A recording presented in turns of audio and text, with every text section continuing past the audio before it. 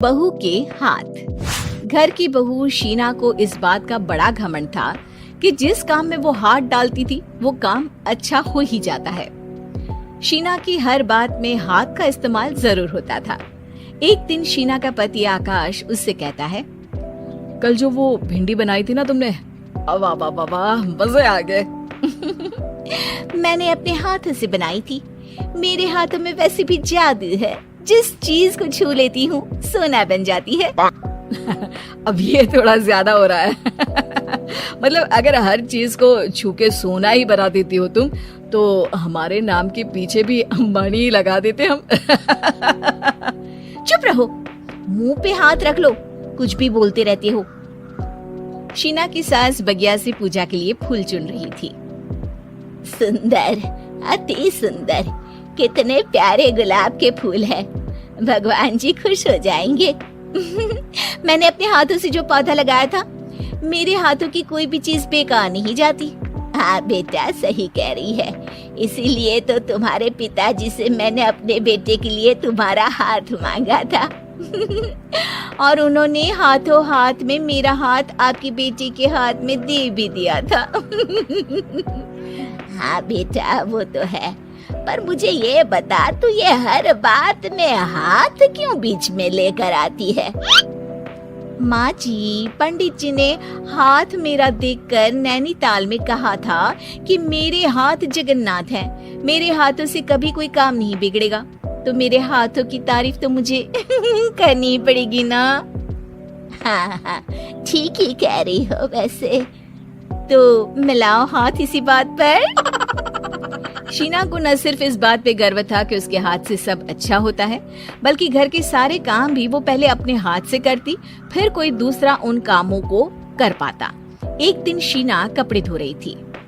अरे घर में वॉशिंग मशीन है तो सही, खुद क्यों थक रही हो?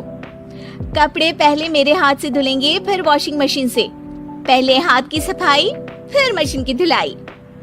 अगर आज डाकू गब्बर सिंह होता ना, तो वो ये हाथ मुझे दे दे ठाकुर, तुमसे जरूर कहता, और मैं तो दिलवा भी देता तुम्हारे हाथ। हर एक काम में हाथ बटाओ, ज्यादा जुबान न चलाओ, वरना दूंगी एक उल्टे हाथ से। क्या दोगी? कपड़े दूंगी, लो निचोड़ो। ऐसे ही एक दिन, अरे बहू, ये सोफे पर चढ़कर हाथ से पंखा क्यों घुमा रही हो? माँ जी, क्योंकि मेरे हाथ से घूमेगा तो ज्यादा अच्छे से हवा देगा। अरे बेटा, फिर तो तुम गाड़ी का पहिया भी हाथ से घुमा के मायके जाया करो। एक बार आकाश ने घर पर कार लाने की बात छेड़ी। माँ, सोच रहा हूँ कि एक कार लेकर आता हूँ। ले ले बेटा, क्यों नहीं? अरे पैसे हो तो हवाई जहाज भी ले लेना। हाँ, पैसा तो हाथ का मेल है, ले लेते हैं। इस हाथ पैसे देंगे, उस हाथ कार ले लेंगे। मुझे तो लगता है कि बहू कार भी अपने हाथों से धक्का लगाकर घर लाएगी। वो तो नहीं करूंगी, लेकिन सबसे पहले स्टीयरिंग पर हाथ मैं ही लगाऊंगी, ताकि गाड़ी का आना शुभ हो। अरे घर ले आने तो दो, फिर हाथ लगा लेना। लेकिन शीना नहीं मानती। अगले दिन ही सब कार लेने जाते हैं। शीना सेल्समैन से कहती है, भैया ये कार बहुत पसंद है, पैक कर दो। अरे ओ भगवान, 2 मीटर कपड़ा नहीं है जो पैक करवा ले, जरा चला कर तो देखने दो। यस सर, बिल्कुल, टेस्ट ड्राइव कीजिए ना। अरे नहीं नहीं, सबसे पहले मैं हाथ लगाऊंगी गाड़ी को, मेरे हाथ अच्छे हैं। अरे यार, हाथ तो मैं भी धोता ही हूँ, और आजकल तो सैनिटाइजर से भी धोता हूँ। मेरे काम में हाथ ना अड़ाओ। अरे टांग ना अड़ा होता है भाग्यवान, हाथ नहीं। शीना ड्राइविंग सीट पर बैठ जाती है और आकाश उसे गाड़ी के फंक्शंस समझाता है। देखो शीना, ध्यान रखना, ये है स्टीयरिंग, इससे राइट लेफ्ट जाएंगे।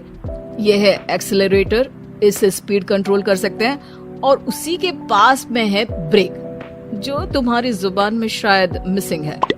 ठीक है, ज्यादा भी सिखाने की जरूरत नहीं है। मेरी माँ तो कहती है कि मैं अगर अपनी शुभ हाथ लगा दूं तो जग घूम जाए, तो ये स्टीयरिंग क्या चीज है? शीना गाड़ी स्टार्ट कर देती है और स्टीयरिंग को घुमाते हुए एक्सेलरेटर पर धीरे से पैर रखती है, और शोरूम के बाहर के एरिया में ही गाड़ी घूमने लगती है, जहाँ दूसरी गाड़ियाँ भी रखी हैं। देखा मेरे हाथों का कमाल। अब ब्रेक दबा दो, आगे गाड़ी है। शीना आगे गाड़ी देखकर घबरा जाती है और पाँव गलती से एक्सीलरेटर पर पड़ जाता है। कार आगे खड़ी एक बड़ी गाड़ी में घुस जाती है। दोनों कार से उतरते हैं। सेल्समैन भागते हुए आता है। अरे 7 लाख की गाड़ी खरीदने आए थे और 15 लाख की गाड़ी ठोक दी। Oh my God. आकाश की माँ, आकाश और शीना घबरा जाते हैं। इतना सारा पैसा कहाँ से आएगा? तभी वहाँ मैनेजर भी आ जाता है। पूरा माजरा समझता है। अरे टेंशन मत लीजिए, गाड़ियों का इंश्योरेंस था। आप जो कार लेने आए थे वही खरीद लीजिए। पर मैडम, जब तक आप सीख ना ले तब तक गाड़ी मत चलाइएगा। अभी तो आपने गाड़ी बस ठोकी है, जिसका बीमा भी था, लेकिन सड़क पे चलते हर इंसान का बीमा नहीं होता।